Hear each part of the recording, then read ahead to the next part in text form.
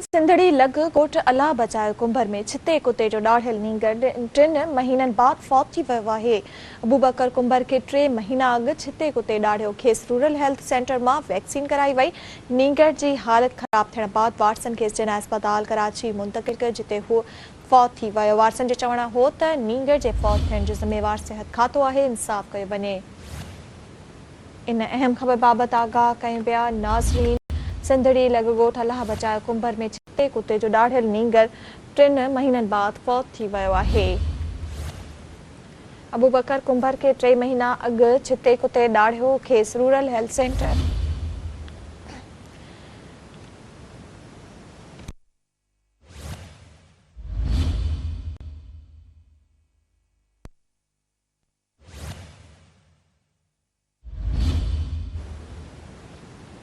ख़बर अवां ताईं पहुचायूं पिया।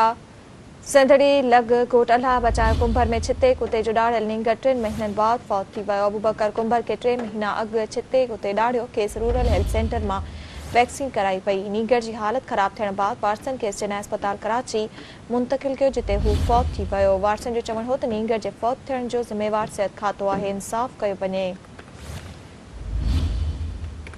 सिंधड़ी लॻ ॻोठ अलाह बचायो कुंभर में छिते कुते जो ॾाढ़ियल नींगर 3 महीननि बाद फौत थी वियो आहे।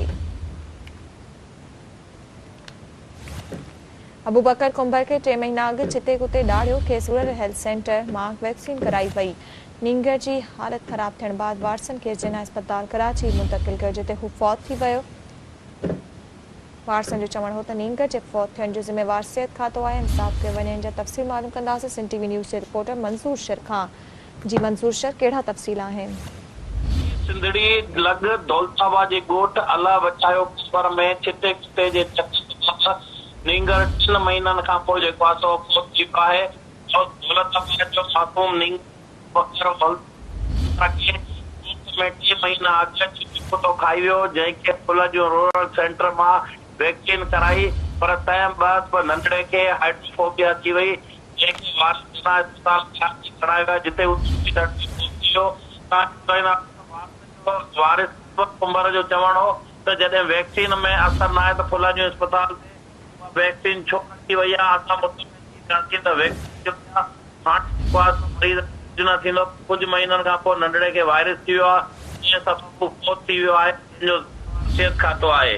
उन हवाले सां नंढड़े जी जेको आहे सो हिन वक़्तु जेको आहे सो तदफीन कई वई आहे। जी महिरबानी मंसूर शर तफ़सील ॾियण लाइ।